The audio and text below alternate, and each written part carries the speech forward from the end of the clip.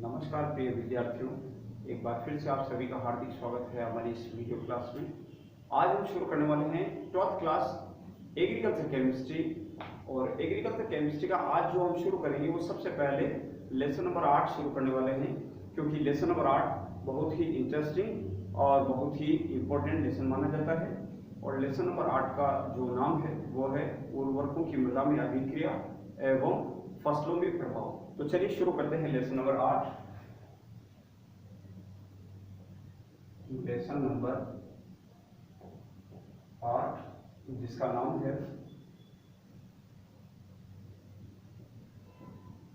उर्वरकों की मृदा में अभिक्रिया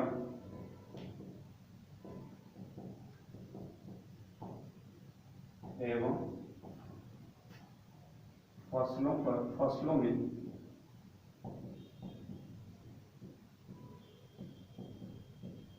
प्रभाव।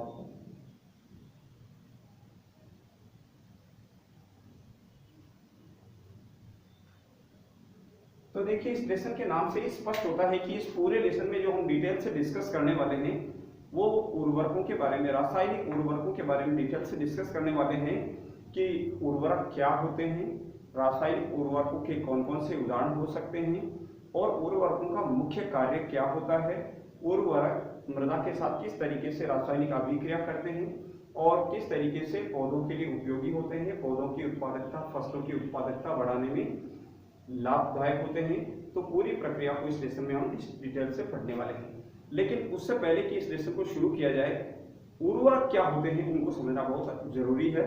तो उर्वरक क्या होते हैं, सबसे पहले उसकी परिभाषा के रूप में अपन समझते हैं उर्वरक।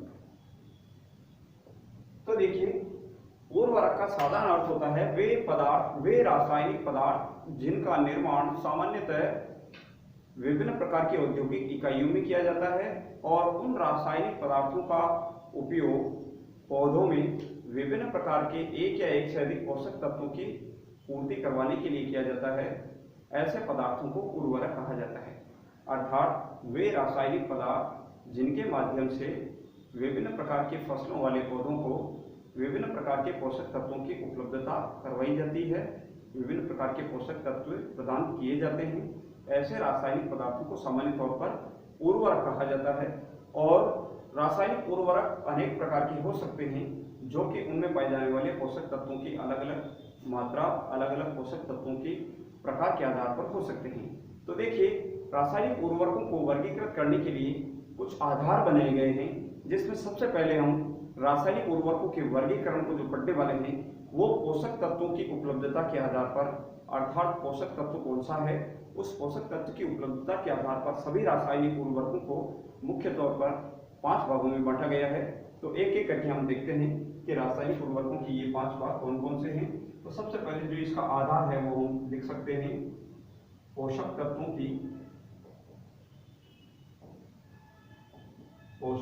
की उपलब्धता। पोषक तत्वों की उपलब्धता के आधार पर उर्वरकों का वर्गीकरण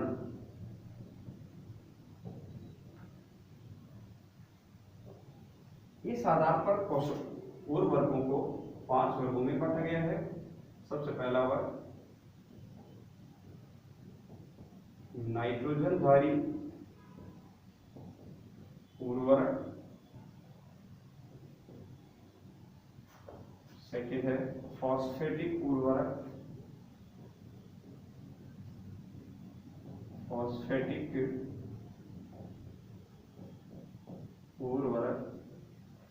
इसी प्रकार से थर्ड जो ग्रुप है पोटेशिक उर्वरक,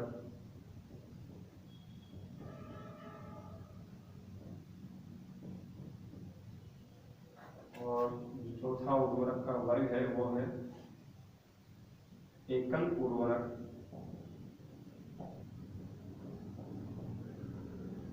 और लास्ट 5वां जो वर्ग आता है उर्वरकों का वो है यौगिक उर्वरक।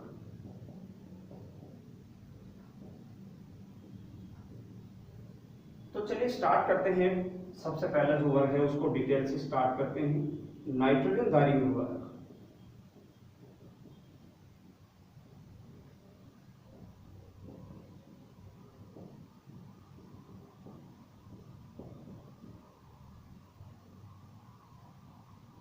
नाइट्रोजनधारी उर्वरक। नाइट्रोजनधारी उर्वरक का अर्थ होता है वे रासायनिक उर्वरक जिनके माध्यम से पौधों को नाइट्रोजन तत्व उपलब्ध होता है। उन रासायनिक उर्वरकों को नाइट्रोजनधारी उर्वरक कहा जाता है।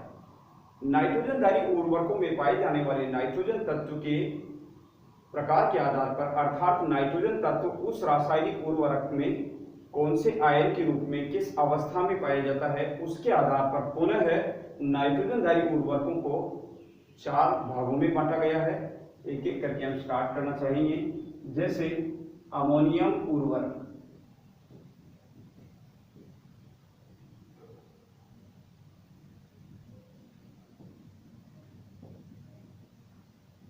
तो देखिए अमोनियम उर्वरक सामान्यतः इस वर्ग में उन रासायनिक उर्वरकों को रखा गया है जिनके द्वारा पौधों को नाइट्रोजन तत्व उपलब्ध तो होता ही है, परंतु वो नाइट्रोजन तत्व उस रासायनिक उर्वरक में सामान्यतः अमोनियम आयन के रूप में उपस्थित होता है, अर्थात NH4+ आयन के रूप में उपस्थित होता है। और इस प्रकार के उर्वरकों का जब प्रयोग किया जाता है फसलों में, तो ये उर्वरक आसानी से मृदा जल में अर्थात मृदा के कणों के संपर्क में जो जल होता है उसे मृदा जल कहा जाता है। मृदा जल के संपर्क में आकर आसानी से जल में विलेय हो जाते हैं और विलेय होने के पश्चात अमोनियम आयन मृदा के कणों पर अधिशोषित हो जाते हैं और अधिशोषित होकर जल के साथ निक्षालित नहीं होते हैं। इसीलिए इस श्रेणी के रासायनिक उर्वरकों का प्रयोग वर्षा ऋतु में पानी से भरे हुए खेतों में भी किया जा सकता है। और इस प्रकार के उर्वरकों का लगातार प्रयोग करने से मृदा की अम्लीयता में वृद्धि होती जाती है और मृदा अम्लीय बनती जाती है। अगर इस श्रेणी के कुछ उर्वरकों के उदाहरण की हम बात करें तो जो मुख्य उदाहरण है वो अमोनियम क्लोराइड,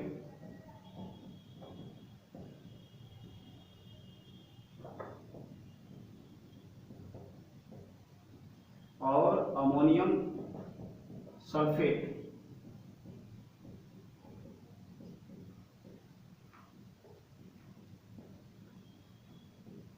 ये 2 मुख्य उदाहरण है जो इस श्रेणी में रखे गए हैं।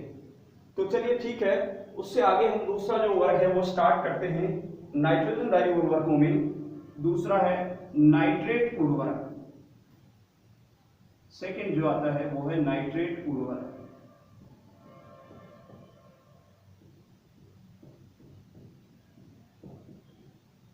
तो देखिए जैसा कि नाम से ही प्रतीत होता है नाइट्रेट उर्वरक अर्थात नाइट्रोजनधारी उर्वरकों के वे उर्वरक या नाइट्रोजनधारी उर्वरकों में इस वर्ग में रखे जाने वाले वे उर्वरक जिनमें नाइट्रोजन तत्व अमोनियम आयन के रूप में ना होकर नाइट्रेट आयन के रूप में पाए जाते हैं, अर्थात ऐसे उर्वरकों में नाइट्रोजन तत्व NO3- आयन के रूप में उपस्थित होते हैं।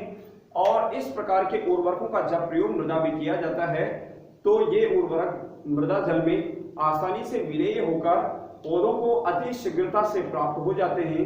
इसीलिए इस प्रकार के उर्वरकों का प्रयोग करने पर फसलों में उनका जो प्रभाव है वो बहुत कम समय में ही दिखाई देने लगता है। फसलों की जो पैदावार है वो बढ़ने लग जाती है, फसलों की जो पत्तियां हैं उनका हरा रंग बढ़ने लगता है और नाइट्रोजन तत्व मुख्य तौर पर नाइट्रेट आयन के रूप में उपस्थित होता है। इनके कुछ उदाहरण अगर हम चाहें तो देख सकते हैं। जैसे नाइट्रेट जो उर्वरक है उसका सबसे अच्छा जो उदाहरण है सोडियम नाइट्रेट,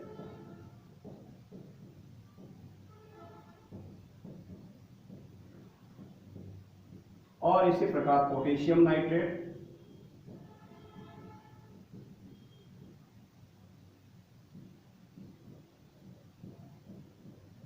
मुख्य तौर पर इन 2 उर्वरकों को इस वर्ग में रखा गया है। तो चलिए आगे बढ़ते हैं और तीसरे वर्ग की ओर बढ़ते हैं। तो नाइट्रोजनधारी उर्वरकों का तीसरा जो वर्ग आता है, तीसरा जो भाग आता है वो आता है नाइट्रेट अमोनियम उर्वरक।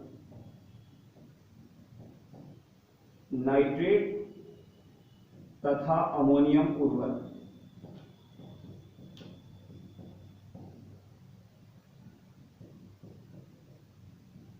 तो देखिए इसके नाम से प्रतीत होता है कि इस वर्ग में उन रासायनिक उर्वरकों को रखा गया है जिनमें नाइट्रोजन तत्व दो आयनों के रूप में उपस्थित होता है, जैसे एक नाइट्रोजन तत्व या कुछ नाइट्रोजन परमाणु नाइट्रेट आयन के रूप में उपस्थित होते हैं, और साथ ही साथ कुछ नाइट्रेट जो नाइट्रोजन आयन है, नाइट्रोजन परमाणु है, वो अमोनियम आयन के रूप में उपस्थित होते हैं। अर्थात ये नाइट्रोजनधारी उर्वरकों का वो भाग है, ये वो वर्ग है जिसमें ऐसे रासायनिक उर्वरकों को रखा गया है जो मुख्य तौर पर अमोनियम आयन के रूप में भी होते हैं और नाइट्रेट आयन के रूप में भी होते हैं, जैसे कैल्शियम अमोनियम नाइट्रेट, जिसे सामान्य तौर पर किसान खाद के नाम से भी जाना जाता है, CAN केन खाद के नाम से भी जाना जाता है। तो इसके कुछ उदाहरण अगर हम देखें तो सबसे जो अच्छा जो उर्वरक माना जाता है वो है calcium ammonium nitrate. Calcium ammonium nitrate, सामान्य तौर पर इसको CAN के नाम से भी जाना जाता है। सर्वाधिक प्रयोग इस वर्ग के उर्वरकों में कैल्शियम अमोनियम नाइट्रेट का ही किया जाता है। और आगे बढ़ते हैं, नाइट्रोजनधारी उर्वरकों का जो चौथा भाग है वो है एमाइड उर्वरक। एमाइड उर्वरक, तो देखिए प्रिय विद्यार्थियों कि नाइट्रोजनधारी उर्वरकों में एक समूह ऐसा भी है जिसमें नाइट्रोजन तत्व अमोनियम आयन या नाइट्रेट आयन के रूप में उपस्थित ना होकर कार्बनिक क्रियात्मक समूह के रूप में भी उपस्थित होता है, जैसे एमाइड क्रियात्मक समूह के रूप में भी उपस्थित हो सकता है और जल में विलय होकर पौधों को नाइट्रोजन तत्व प्रदान कर सकता है। इसका सबसे अच्छा उदाहरण है यूरिया। आप जानते ही हैं कि यूरिया वो रासायनिक उर्वरक होता है जिसका फसलों में सर्वाधिक उपयोग किया जाता है फसलों की उत्पादकता को बढ़ाने में, और जो यूरिया है उसमें नाइट्रोजन तत्व जो है सर्वाधिक मात्रा में लगभग 46% मात्रा में पाया जाता है, और यूरिया के अंदर जो नाइट्रोजन तत्व होता है वो एमाइड क्रियात्मक समूह के रूप में पाया जाता है। उम्मीद करता हूं कि आपने कक्षा 11 में पढ़ा होगा कि जो एमाइड क्रियात्मक समूह होता है उसका सामान्य सूत्र होता है CONH2। यदि हम बात करें यूरिया के रासायनिक सूत्र की तो आप सबको मालूम होगा NH2CO NH2 यूरिया का रासायनिक सूत्र होता है। यूरिया जो कि सबसे अच्छा रासायनिक उर्वरक माना जाता है नाइट्रोजनधारी उर्वरकों में, और लगभग 46% नाइट्रोजन इसमें पाई जाती है। लेकिन इस उर्वरक की खासियत यह है कि ये जल में शीघ्रता से नहीं घुलता है, बल्कि जल में जो इसकी घुलनशीलता तो अत्यधिक होती है, परंतु जो पौधों को प्राप्त होने की जो इसकी गति है वो धीमी गति से पौधों को प्राप्त होता है। और इस उर्वरक का जब प्रयोग किया जाता है तो इस उर्वरक के माध्यम से नाइट्रोजन जो पोषक तत्व है वो पौधों को धीरे धीरे और अधिक समय तक प्राप्त होता रहता है, जिससे फसल के नाइट्रोजन तत्व की पूर्ति समय के अनुसार धीरे धीरे होती रहती है। और इस उर्वरक का जो एक मुख्य दोष है वो ये है, जब इस उर्वरक का लगातार मृदा में प्रयोग किया जाता है फसलों की उत्पादकता को बढ़ाने के लिए, तो फसलों की उत्पादकता में तो वृद्धि निश्चित तौर पर होती ही होती है, लेकिन साथ ही साथ धीरे धीरे मृदा अम्लीय बनती जाती है और मृदा जो है वो कठोर होती जाती है। तो इस तरीके से फसलों की उत्पादकता में वृद्धि करने के लिए यूरिया का जरूर प्रयोग किया जाता है, लेकिन मृदा की अम्लीयता में भी वृद्धि होने से मृदा के जो भौतिक एवं रासायनिक गुणधर्म होते हैं उनमें भी कमी आती जाती है, मृदा की उर्वरता भी जो है घटती जाती है। तो इस प्रकार से रासायनिक उर्वरकों के 5 वर्गों में से जो सबसे पहला वर्ग आता है नाइट्रोजनधारी उर्वरक, उसको पुनः 4 भागों में बांटा गया है। अमोनियम उर्वरक, नाइट्रेट उर्वरक, नाइट्रेट तथा अमोनियम उर्वरक और एमाइड उर्वरक। ये जो वर्गीकरण है नाइट्रोजनधारी जो उर्वरकों का, वो नाइट्रोजन तत्व किस आयन के रूप में या किस अवस्था में है उसके आधार पर बांटा गया है। और साथ ही साथ जो उदाहरण हमने इस वीडियो में जो हम देख रहे हैं, यहाँ पर जो हम डिस्कस कर रहे हैं, ये उदाहरण या ये रासायनिक उर्वरक इसी लेसन के अंदर आगे डिटेल से भी हम समझने वाले हैं एक एक करके कि कौन कौन से रासायनिक उर्वरक मृदा में किस प्रकार से अभिक्रिया करते हैं और साथ ही साथ उनका पौधों पर फसलों पर क्या प्रभाव पड़ता है, डिटेल से हम डिस्कस करेंगे। तो आज के लिए बस नाइट्रोजन धारी उर्वरकों के बारे में आज हमने डिटेल से देखा। नेक्स्ट वीडियो के अंदर हम एक एक करके जो इसके विभिन्न वर्गीकरण है वो भी हम डिटेल से देखते जाएंगे। तो नेक्स्ट क्लास के अंदर हम फॉस्फेटिक उर्वरक और पोटेशिक उर्वरक को डिटेल से पढ़ने वाले हैं। उम्मीद करता हूं आप सभी को ये वीडियो अच्छे से समझ में आया होगा। यदि आपका कोई सवाल हो या आपको कोई परेशानी हो, कोई चीज समझ में नहीं आई हो, तो निश्चित तौर पर आप कमेंट में जरूर लिख सकते हैं और मैं कोशिश करूंगा कि आपको वो चीज समझा सकूं और आपके सवाल का जवाब दे सकूं। वीडियो को अंत तक देखने के लिए आप सभी का बहुत बहुत धन्यवाद। Thank you.